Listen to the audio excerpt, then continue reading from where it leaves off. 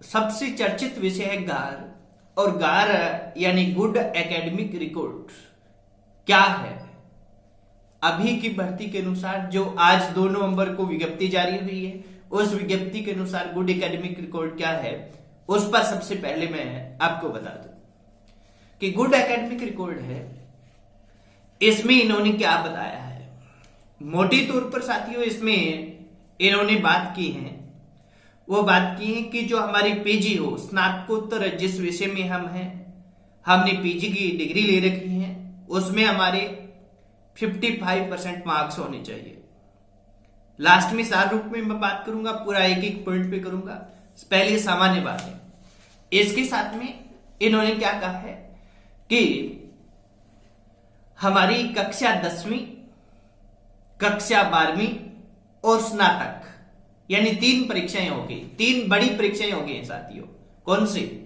कक्षा 10, कक्षा 12 और स्नातक। इन तीनों परीक्षाओं में हमारा एग्रीगेट 55% होना चाहिए।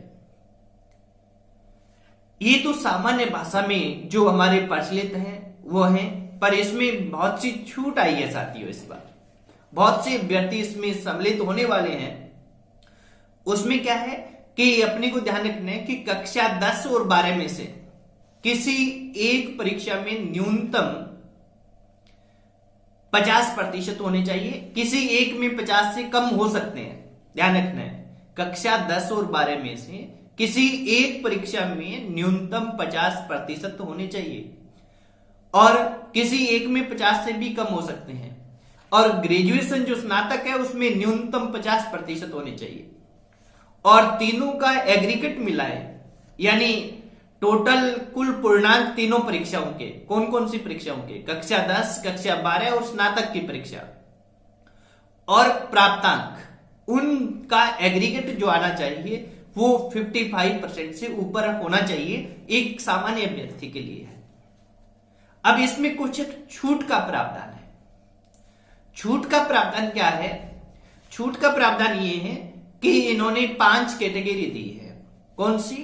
एससी अनुसूचित जाति, एसटी अनुसूचित जनजाति, ओबीसी अन्य पिछड़ा वर्ग और एमबीसी अति पिछड़ा वर्ग।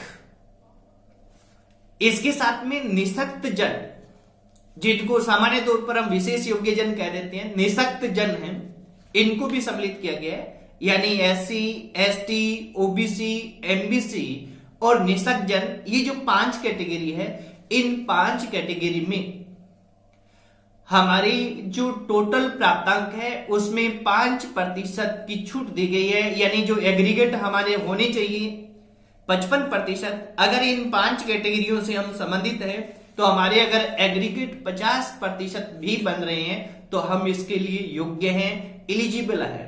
किसके लिए? कॉलेज व्याख्याता भर्ती के लिए।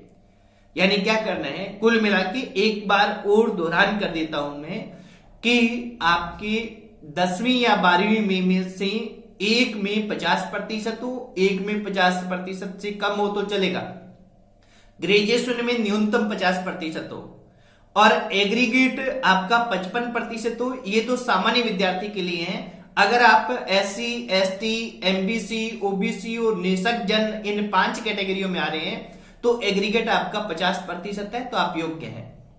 साथियों लास्ट में इसमें इन्होंने जो ये विज्ञप्ति है इसके नीचे लिखा है, इन्होंने नीचे ये लिखा है, विशेष जो नोट करके इन्होंने दी है वो ये दी कि शैक्षणिक योग्यता में 5% की छूट दी गई है।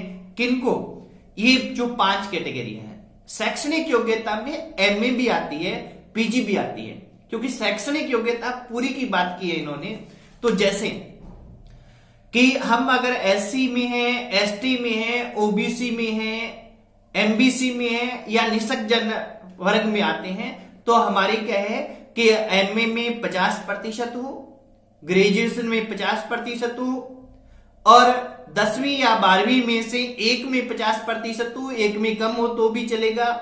पर ग्रेजुएशन और जो हमारी 10वीं 12वीं है इनका मिलाकर 50% हो तो हम एमबीसी कैटेगरी में हैं तो हम इसके लिए योग्य हैं। अगर हम सामान्य वर्ग के विद्यार्थी हैं तो हमारे लिए 55% नीचे की 3 परीक्षाओं में होने चाहिए और 55% ही हमारे एमए में होने चाहिए, तभी हम इसके लिए योग्य हैं, तभी हम इसके लिए एलिजिबल हैं। ये हमारा क्या है, ये हमारा है साथियों गुड एकेडमिक रिकॉर्ड। जैसा मैं समझता हूं कि मैंने 3-4 बार दोहरान किए हैं, फिर आप विज्ञप्ति साथ में हाथ में लेकर बैठना। अगर आपको कोई भी कंफ्यूजन है, विज्ञप्ति आप पढ़ेंगे तो सारी चीजें आपकी क्लियर हो जाएगी। तो ये गुड एकेडमिक रिकॉर्ड इस तरह से इसमें दिया गया है।